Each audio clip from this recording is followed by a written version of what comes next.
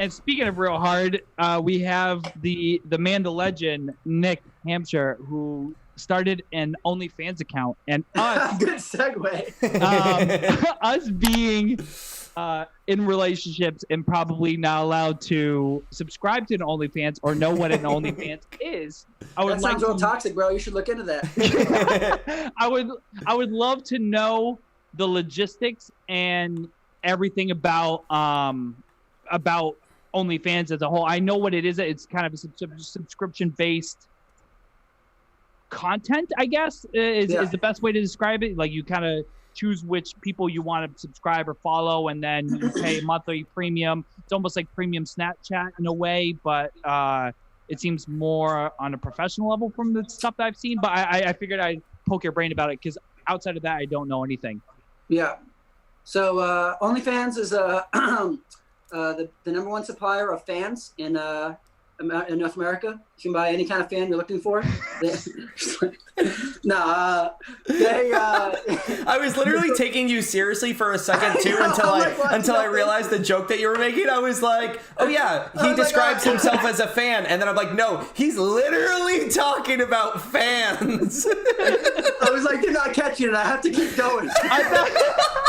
I would have loved. You need to. I don't know if like that's a normal joke, but like you guys, you need to have like fan manufacturers like on deck, like be like Kenmore fans. Yeah. No. All right. So, but it's a lot like Patreon, which I tried a couple years ago as well.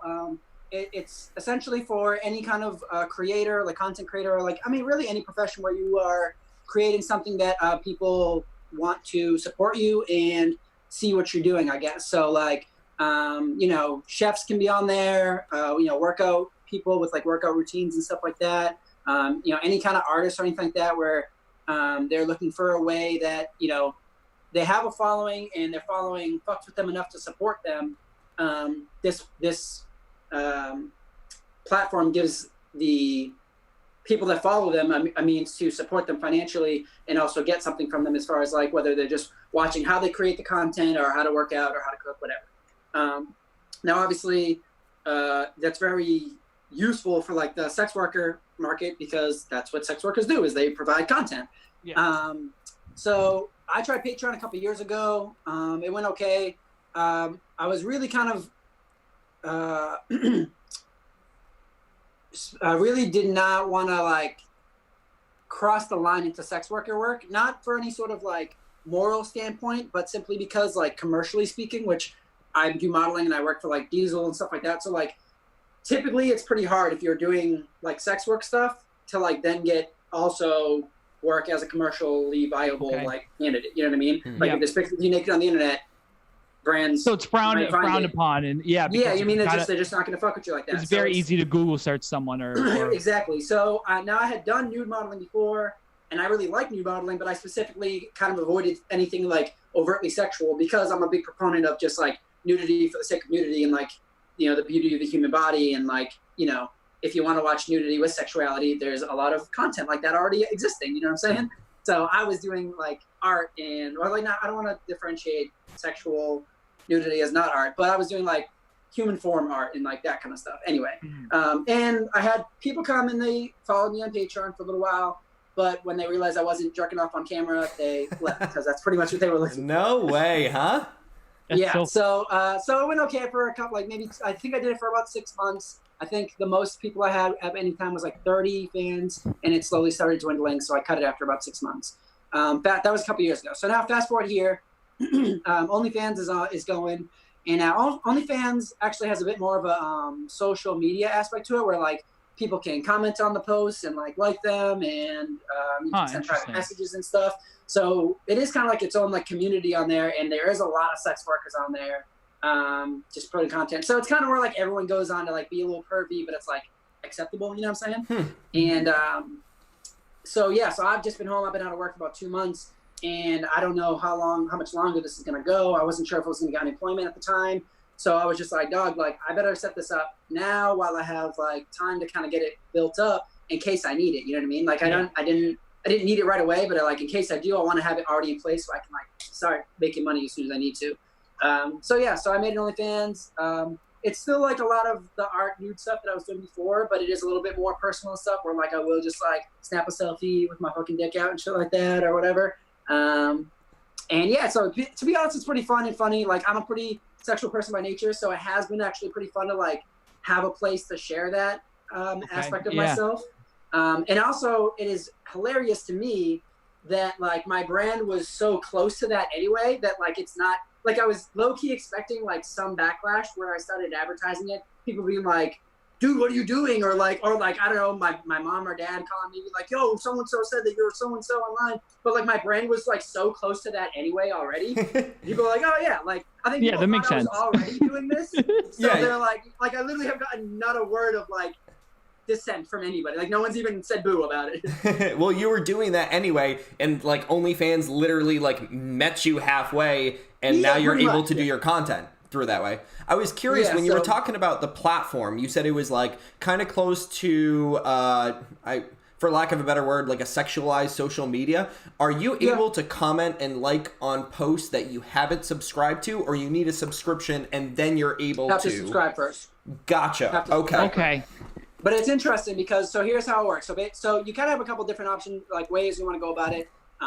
So as the creator, I set how much the subscription is. So y'all would have to pay that to see it. Yeah. And then once you're already a member, then I just like, I make posts as frequently or as infrequently as I want. They can be free like that. I can also send y'all, like I can send all my subscribers private messages like en masse. So I can like let's say I make a new video. Yeah. I can send that to every one of my followers. But like, it'll be locked. It'll be like, oh, if you want to see this, send me $10 or send me, some people charge $50 for videos like that, whatever. Oh, wow. So here's where it gets kind of interesting because it's like, you can kind of go one way where like, you can kind of like, I have a friend who put her subscription rate at $50 a month and all her content is free. She posts like full videos and everything like that. So she posts everything for free, but you just have to pay the $50 to get on it. I've seen a lot of other people, and honestly, the most successful people on there are typically charging anywhere from like $3 to like $12. But then, so they'll give like some free content while you're subscribing and like the main feed. But then you'll be getting messages being like it'll be like a 20-second preview and be like, oh, if you want the whole video, it's $20. And then they make while the subscription fee is that low, it's mobile gaming all over again. It's mobile gaming. Yeah, so they're like, it's like microtransactions. That's what it is. Exactly. Dude, I was thinking about funny. That. Which is, dude, they make so much money. Like a lot of people, like I said, and it's so easy too, dude. I fell for it myself because like you'll be scrolling and people will advertise their friends with like, dude, the people that are really on it and like really in it, they're making so much goddamn money and they're all just sharing each other all the time. So like you'll just be scrolling and like somebody that I am following, be like, oh yo, check out my girl, blah blah. She has a sale going for like $4, and like the sample looks hot. And I'm like, I got $4. You know what I mean? Like I didn't go out today. I didn't get no coffee. Like I got $4. Yeah. So like you subscribe and then you're like, and then like you be scrolling for a couple minutes later and you're like, oh, there's another. Like, oh, I got $3. You know what I mean? Oh, I got and then before you know it, you spend $20. Whereas if you just saw one that was like, hey, $20, be like, oh, I don't know if I got $20 right now, dog. But then before you know it, you spent 30 by nickel and diming your way up there. You know That's so funny. That's literally like I mean, think about the most successful games in general are the ones that push, like a Fortnite we could take as an example. Like the game is free, but to get exclusive skins and exclusive dances, you have to pay the microtransactions to get that content that no one else. That's so funny. When you think about it, by nature, like people have that FOMO, like the fear of missing out and the ambiguity behind like, here's a preview, but I'm not going to let you see the rest. Like it just entices people so much. I can guarantee it. See the peak. It's like you're watching an Avengers movie and the major final fight is about to happen, and then you have to spend $5 to see it. Exactly. You gotta see it. Like I didn't watch an hour foreplay just to not see the end. And then you can followers can tip pretty much any post as well. So if they just like the content a lot, they can drop a tip of whatever amount they want. No way. Oh wow. So that's cool too. And then yeah, man, but it's insane, dude. I followed one girl the other day. She's charging, I think, $11 a month, and I went to her profile, and she currently has, I think, at the time she had like 3.1 thousand followers. Wow. $11 a month. So she was literally, bro, I had to like quadruple check the math. This woman is making like $100,000 a month. Wow. Holy shit. Like that's like before like the microtransactions. Yeah. Yeah. Out of control. And Patreon or OnlyFans takes 20% of that, so she's probably making around like 80,000 after that comes in. And then obviously she has to pay taxes, but whatever. Yeah. But again, that's before micro. So literally, of her 3,000, if she sends out a video and says like, send me $15 for the video, even if 10% of the people buy, yeah, I mean, it's easy, like I said, making $100,000 a month. Just fucking holy shit, fucking herself at home. So, what's the difference that you've seen from when you used to do this a couple years ago and you had 50 or so followers? Like, what are you looking at now in terms of like, are you enjoying it just as much because your content hasn't changed? Like, what's the differences between it? Because the first time I heard of OnlyFans was through Crystalia's podcast, and I had no idea, and he was explaining it. Before that, I had no idea what it was. So like, how is it varying? How are you looking at it now in terms of you being out of work and using this as a source of income?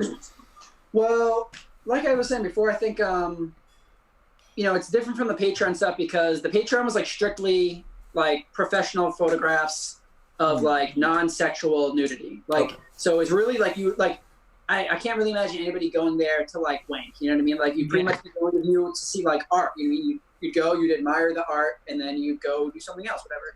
OnlyFans is definitely like most of the people on there, like whether they're to wank or not, but like they're there to be turned on. You know what I mean? It's definitely a different.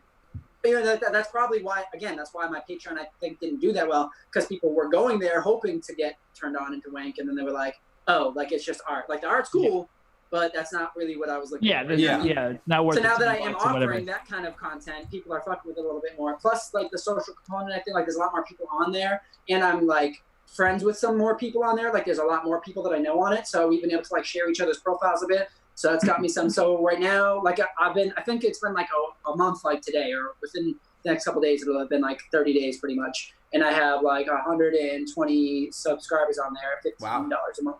Wow. Christ, good for you, man. That's fucking awesome. That's it's really dope. I really was. I was hoping my like lofty goal was 100 because again the Patreon only did about 30, 40, whatever. So I was like realistically I expect 50. I'm hoping like I would love to get 100, and now I'm like already at like 130. Now who knows how many are gonna resubscribe for the next month? Like a lot of people, like even myself, sometimes I'll subscribe for the 1 month. I'm like, all right, cool, I saw it, whatever, and then I unsubscribe after that. So we'll see how many people renew for the next month. But, I'm trying to think of ways to, like, keep people, coming back for the following month and stuff like that. So we'll see how it goes. But even if it was just this month and even if it just fades from now on, that chunk that I made this month and then the fading will, like, still have made it well worth it, especially because it's just work I can do from home. You know what I mean? Like, I'm literally just, like, sitting at home, like, having a little bit of fun and, like, showing off a little bit. You know what I mean? So it's literally like another social media profile, but you're getting money for it. Yeah. And you're enjoying the content, so why not, Like, and that's the thing, too. It's, like, there are people, you know what I mean? Like, I've had people like asking for specific content or whatnot, and like, I don't know, like I don't really want to feel like I have to do this kind of stuff because like it's just not in my like between you and me and everybody watching, I did try camming once, just for fun, just to see what it was like. Like this is like I was still living in New Hampshire. I was just curious. I've gone on the camming websites, but I've never like cammed before. You know what I mean? So I was just like curious what that was like, and bro, it gave me a really great appreciation for the girls that cam because like it's really hard work and it's like really mentally taxing to like put yourself out there for like others to like give you money and stuff, and like you have to like give them what they're asking for. It's a very like demanding, I don't know, unsettling power dynamic and stuff. You know what I mean? So it was a really weird experience, and I just have like a great appreciation for the girls camming. I think that I don't know why they're doing that. Like I feel like they could be making way more money doing the OnlyFans stuff, like way more for far less effort. Like I know girls that are on cam for like a day, like it's a full-time job for them. 40 hours a week, and like they're making good money, but like I just feel like they could be making way more with these other ways. Well, like saving their time. Well, instead of having a full-on conversation for a 10-hour day or 8-hour day or whatever, however long. You could just be kind of doing pictures and videos. I mean, they're doing a lot more than conversations. Like, you know what I'm saying, dog? Jeez, man, that's crazy. That's cool. But it is interesting, man. I'll say one of the most interesting parts where I was like a little, I wouldn't say apprehensive, but like hesitant, I guess, is like it's kind of like a women's market for the most part. You know what I mean? I'm not gay. I'm not in the gay community. So I do know I have like a fairly like decent gay following. And I think at least half of my followers on OnlyFans are like gay men, I'm pretty sure. Which is like fine. I don't care. But like, I don't know.